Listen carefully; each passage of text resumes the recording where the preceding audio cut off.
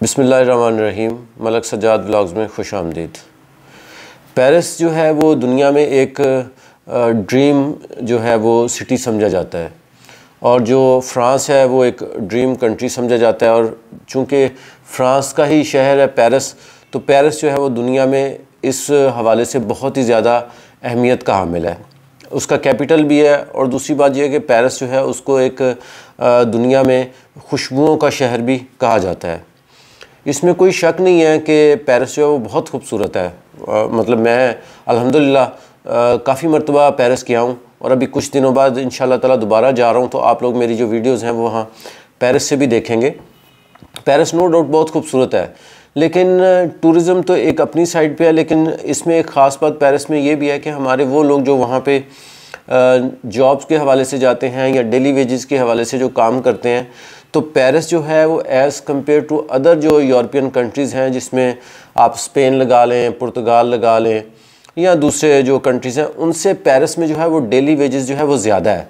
तो जो पाकिस्तानी जो लोग पेरिस में काम करते हैं, नॉर्मली उनके डॉक्यूमेंट्स तो बहुत कम चांसेस होते हैं बनने के, बहुत कम लोगों के जो डॉक्यूमेंट्स हैं वहाँ पे क्लियर होते हैं, लेकिन वहाँ पर पैसे जो हैं वो काफ़ी ज़्यादा लोग जो हैं वो कमाते हैं। मिसाल के तौर पर अगर कोई बंदा स्पेन में अगर पर डे 60 रुपये या 70 रुपये मतलब यूरो कमा रहा है, तो आप समझें कि वो पेरिस में जो है वो 100 रुपये या 100 से प्लस जो है वो कमाता है। बाकी वो लोग जो वहाँ पे हुनर कोई सीख चुके हैं, कोई ना कोई काम कर चुके हैं, वो बहुत ज़्यादा माशाल्लाह पैसे कमाते हैं। जैसे ख़ास तौर पर हमारे बहुत सारे दोस्त जो मंडी बहाउद्दीन, जेलम, गुजरात, खारियाँ, यहाँ के लोग बहुत ज़्यादा हैं पेरिस में। मेरे अपने भी बहुत अच्छे दोस्त हैं वहाँ पर मौजूद हैं, जिनके पास हम अक्सर जाते रहते हैं। तो वो लोग माशाल्लाह बड़े वेल सेटल्ड हैं, बहुत अच्छे पैसे बनाते हैं, लेकिन कागजात के हवाले से जो है वो पेरिस थोड़ा मुश्किल है। अच्छा, पेरिस का जो विज़िट वीज़ा है, जिसको फ़्रांस के हवाले से हम जानते हैं कि फ़्रांस विज़िट वीज़ा हम अप्लाई करते हैं, तो ज़ाहिर सी बात है फ़्रांस का कैपिटल है, तो फिर हम नॉर्मली लोग जो हैं वो पहले पेरिस ही जाते हैं।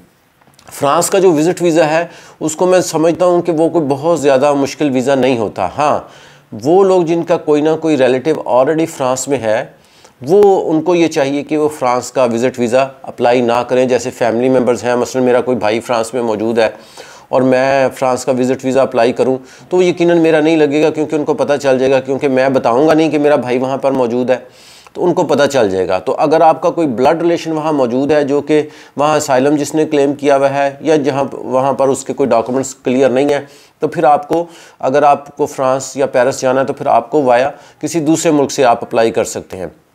लेकिन वो लोग जो टूरिज़म के हवाले से जाना चाहते हैं, या इस हवाले से जाना चाहते हैं कि वो टूरिज़म का वीज़ा पहले लगवा लें और फिर जाके अपना जो है वो चीज़ें जो भी उन्होंने मैनेज करनी है वो करें, उनके लिए जो है वो 2023 में समझता हूँ कि बहुत अच्छा है, और वो आराम सुकून से वीज़ा अप्लाई कर सकते हैं।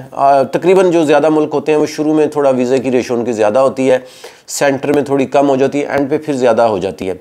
तो अगर आप फ़्रांस विज़िट वीज़ा जो अप्लाई करना चाहते हैं, तो मैं समझता हूँ कि ये जो आने वाला टाइम है ये बहुत अच्छा है, लेकिन अपॉइंटमेंट जो है वो फरवरी और मार्च के, बल्कि फरवरी की तो मिली नहीं, मार्च और मार्च से आगे की आपको अपॉइंटमेंट्स जो हैं वो मिल जाएंगी। इस सिलसिले में हमारे ऑफिस से अगर आपको कंसल्टेंसी चाहिए, तो मैं अगेन ये कहता हूँ कि हमारा जो ऑफिशियल व्हाट्सएप नंबर है उसके ऊपर आप France consultancy required Urdu, English या वॉइस मैसेज में आप भेज दें, हम इंशाल्लाह आपको अपडेट भी कर देंगे। जो रिक्वायरमेंट्स हैं फ़्रांस जो विज़िट वीज़ा है उसकी कोई बहुत ज़्यादा नहीं है, सिंपल वही रिक्वायरमेंट्स हैं जो बाकी शेंजन की हैं। जो मिसाल के तौर पर मैं कहीं जॉब करता हूँ, तो मुझे 3 सैलरी स्लिप्स चाहिए, और एक कंपनी से एक एनओसी चाहिए कि जी ये बंदा हमारा जो है वो वहाँ घूमने के लिए जा रहा है, विद फैमिली या विदाउट फैमिली, और इसको हम इतने दिन की छुट्टी दे रहे हैं, तो ये जा सकता है। और इसके साथ बैंक स्टेटमेंट 6 महीने की और FRC, ये नॉर्मल रिक्वायरमेंट्स है अगर आप फ़्रांस का वीज़ा या शेंजन वीज़ा अप्लाई करते हैं। अच्छा, इसके अलावा अगर आप बिज़नेस कर रहे हैं, तो फिर आपको NTN, आपका टैक्स रिटर्न 2 साल की पिछली, और बिज़नेस रजिस्ट्रेशन जो है, जैसे चैम्बर से आपका बिज़नेस रजिस्टर्ड है, या जो SCCP है, security and exchange commission of Pakistan, या उससे रजिस्टर्ड, या यहाँ भी आपका लोकल सिटी में जो बिज़नेस जो आपका रजिस्टर्ड है, फिर उसके डॉक्यूमेंट्स चाहिए विद NTN टैक्स रिटर्न। हमारे यहाँ चूँकि लोगों को बहुत ज़्यादा इन्फॉर्मेशन नहीं होती, इसलिए वो डॉक्यूमेंटेशन के हवाले से काफ़ी परेशान रहते हैं। ये जो डॉक्यूमेंट्स हैं ये लीगली आप किसी भी अपने लॉयर को कहें तो वो बना के दे सकता है। और इसी सिलसिले में अक्सर यही रिक्वेस्ट करता हूँ कि ये जो एजेंट साहब से लाखों रुपया ले लेते हैं, वो भी यही करते हैं कि किसी भी अच्छे कंसल्टेंट से फ़ाइल तैयार करवाते हैं, और फाइल तैयार करवा के वो डॉक्यूमेंट सबमिट कर जाते हैं। अगर वीज़ा लग जाता है तो वो आपको वीज़ा जो है वो दे देते हैं और आपसे पैसे ले लेते हैं। तो आपको अगर फ़्रांस जो है विज़िट वीज़ा के हवाले से कोई भी इंफॉर्मेशन चाहिए या आप फ़्रांस विज़िट वीज़ा अप्लाई करना चाहते हैं तो आप बिल्कुल पूरे इत्मीनान के साथ हमारे ऑफिस से कांटेक्ट कर सकते हैं। वो लोग जो टूरिज़म के लिए जाना चाहते हैं वो ये जानते हैं कि वहाँ पर जो सबसे ज़्यादा जो देखी जाने वाली चीज़ें हैं वो 3-4 हैं, जिसमें सबसे ज़्यादा ईफल टावर है देखने के लिए। इसके अलावा शांज़ेलिज़े है, वो जो उनका राउंड अबाउट है वो है।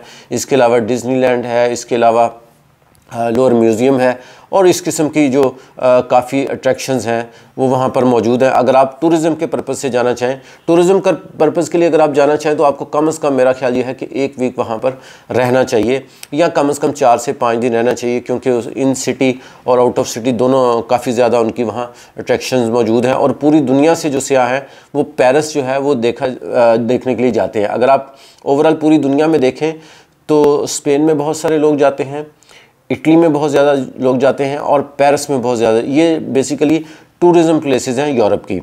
तो इस सिलसिले में अगर आपको हमारी रहनुमाई की ज़रूरत है तो आप हमसे कांटेक्ट कर सकते हैं, हमसे कंसल्टेंसी ले सकते हैं। अल्हम्दुलिल्लाह हम कोशिश करेंगे आपको बेहतर से बेहतर कंसल्टेंसी दें और आपका वीज़ा लगवा के दें। लेकिन इसमें एक बात आपने याद रखनी है, कोई कंसल्टेंट जो है जितना भी अच्छा हो वो कभी भी आपको 100% वीज़े की गारंटी नहीं दे सकता। अगर कोई देता है तो वो झूठ या फ्रॉड है, क्योंकि वीज़ा लगाना एम्बेसी का काम है। आपका काम अच्छी फ़ाइल तैयार करके उसको सबमिट करना है। बाज़ औक़ात लोग ये भी कहते हैं जी हम खुद ही फ़ाइल तैयार कर लेते हैं। मैं इस बात से एग्री नहीं करता।